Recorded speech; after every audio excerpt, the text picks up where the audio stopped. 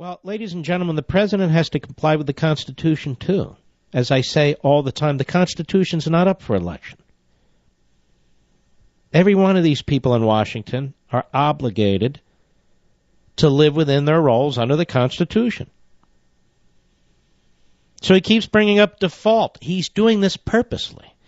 And he keeps bringing up all these programs that aren't going to be funded. And yet what does he do about it? Nothing.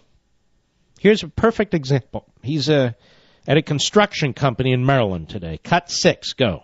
An economic shutdown that results from default would be dramatically worse. Stop. You get it? You get it, folks? He's laying the foundation for exactly what I'm saying. He is going to break the debt ceiling. He is going to spend more than Congress has authorized. He's preparing to do it as Plan B. If he doesn't get all that he wants in quote-unquote negotiations with the Republicans over the debt ceiling, which is coming up in mid-October.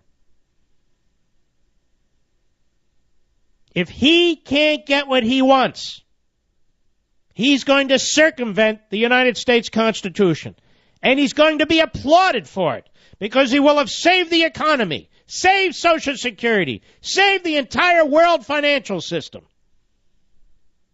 Because we have to pay our bills, you see. You get it? Of course you do. And I smell this a mile away.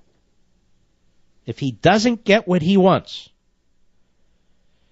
and he's being encouraged repeatedly by pseudo-intellectuals, by Marxists dressed up as constitutionalists, by people in his own party, he's being encouraged to conduct himself as a dictator and to bypass the Congress and bypass the Constitution. Why work with them?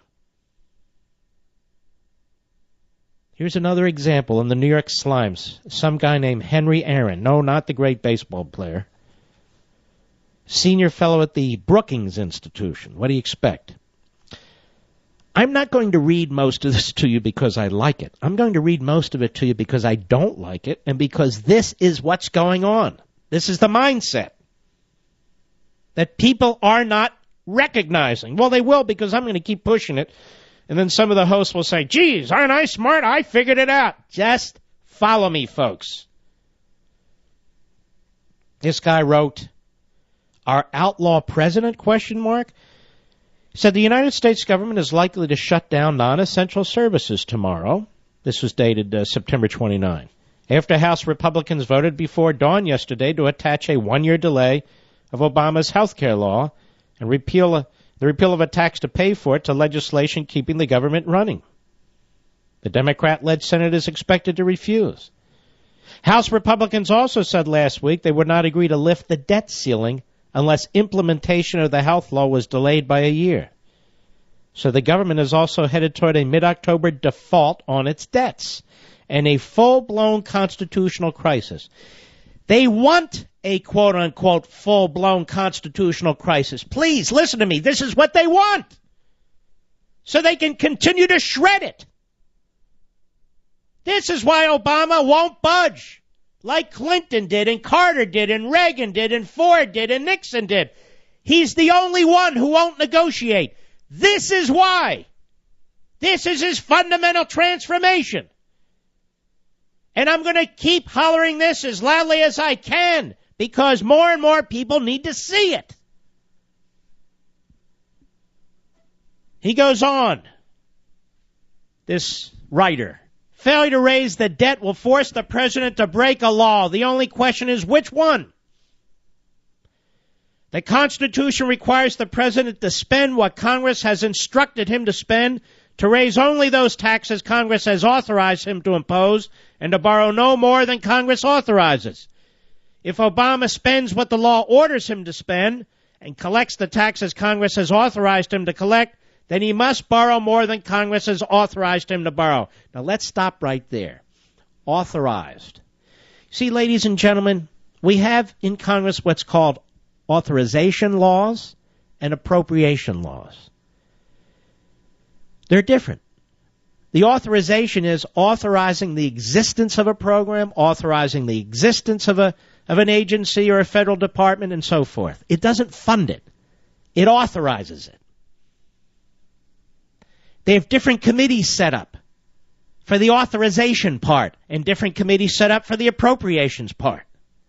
They are separate bills.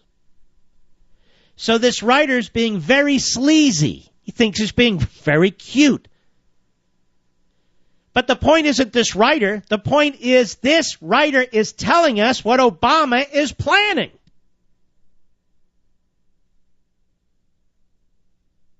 If Obama spends, he said, as I pointed out, what the law orders him to spend and collects the taxes Congress has authorized him to collect, he must borrow more than Congress has authorized him to borrow. Okay, so they're conflating things, but that's not the point. The point is where they're headed. So he says, if the debt ceiling is not raised, Obama will have to violate one of these constitutional imperatives. Which should he choose? In 2011, when Congress last flirted with not raising the debt ceiling, lawyers disagreed. Some argued the president must honor the debt ceiling, thereby violating budget laws. Now look how they have created this straw man. Obama has no choice, ladies and gentlemen. He has to spend and tax and borrow above the congressional limit because Congress has also authorized him to do it, when Congress has authorized no such thing. But think about an America where a president of the United States can spend and tax and borrow as he pleases. Unless the United States Congress itself bends to his demands. Then it's over. Then it's over. And by the time this thing is litigated, it'll be too late. And who the hell knows what the Supreme Court will do. But let's continue. You need to know this. Others held that Obama must honor the budget legislation. No one argued that he should unilaterally raise taxes. Professors Neil Buchanan and Michael Dorff, who parsed the arguments in the Columbia Law Review in 2012, concluded all options were bad, but that disregarding the debt ceiling was least bad from a legal standpoint. Got it? He's got his professors lined up, the phony lawyers lined up, the phony arguments lined up. I am telling you, this president is prepared to breach the Constitution in such a fundamental way it has never even been considered by past presidents. He's being urged to do it by academia, by his party, by think tanks. He's being urged to do it. This is what I try to explain in my book. They are all top down, and it's getting worse and worse and worse. Do you really think these people are going to step back and reform themselves? No. They despise the Constitution. You cannot have a utopian enterprise, a centralized statist regime, and a constitutional republic. They cannot coexist. And the statists, the utopian statists, as I've been calling them, they're done. They don't have any more patience. They figure they've done all they can. And now it's time to rip the mask off. Oh, still play the games, that they have no choice, that Congress has forced their poor president into the corner, but Obama has no intention of negotiating. From Woodrow Wilson forward, they have wanted an all-powerful president. They've wanted an all-powerful central government. And they see this as their chance. I'm telling you. And we're going to only have one out. Article 5. But I'm not going to focus on that. I want to focus on what they're up to. So there's Henry Aaron, not the baseball player. Henry Aaron from the Brookings Institution. He goes on that he agrees with these professors that the best option for Obama is to disregard the debt ceiling. Lawyers tend to play down policy considerations as a basis for interpreting law. In this case, he says, the consequences are so overwhelming on one side, they cannot be ignored by a president and should not be ignored by the courts. If the debt ceiling is not increased, the president should disregard it and honor spending and tax legislation. Authorization legislation is not funding legislation, and they don't care. And yet that's been the case since Congress has been in existence. Authorization is one thing, appropriation is another. But they don't care. If the Constitution doesn't matter, do you think they give a damn if the rules of Congress matter? Do you think they care about an authorization statute versus an appropriation bill? Of course not.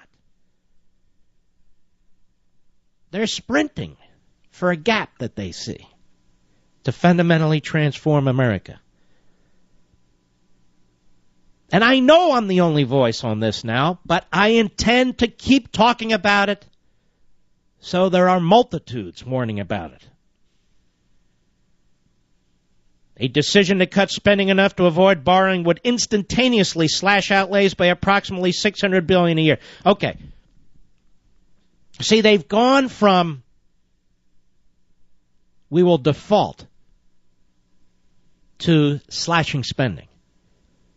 Because we won't default. The interest and principal that is due every month is far less than the revenue the federal government takes in every month. It takes in over $200 billion a month. So this guy's now switched his argument, which is what they do, saying, well, it's not so much that. Look at all the slashing that's going to have to occur.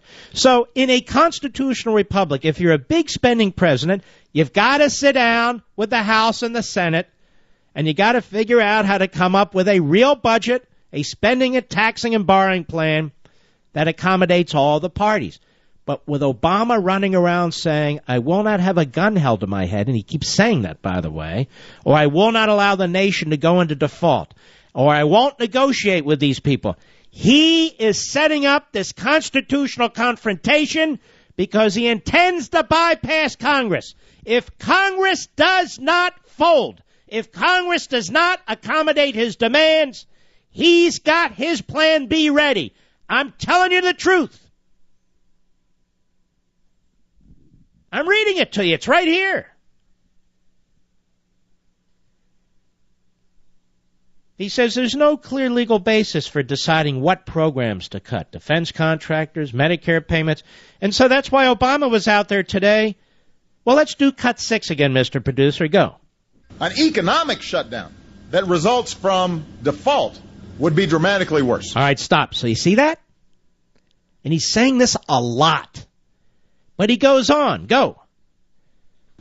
In a government shutdown, Social Security checks still go out on time. Stop. But this is worse than a government shutdown.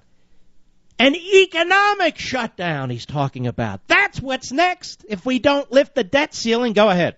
Economic shutdown, if we don't raise the debt ceiling, they don't go out on time. In a government shutdown, disability benefits still arrive on time. In an economic shutdown, they don't. So Obama is going to fight against an economic shutdown that would be an absolute disaster. He is going to fight against the nation defaulting, not paying its bills. It'll be an absolute disaster. He will not allow the nation to default on its bills, to default on its obligations. He will not allow an economic shutdown. He will not allow a worldwide depression. By God, he's going to take all the power he needs to save America. I'm right. And I'll be right back. Mark Levin.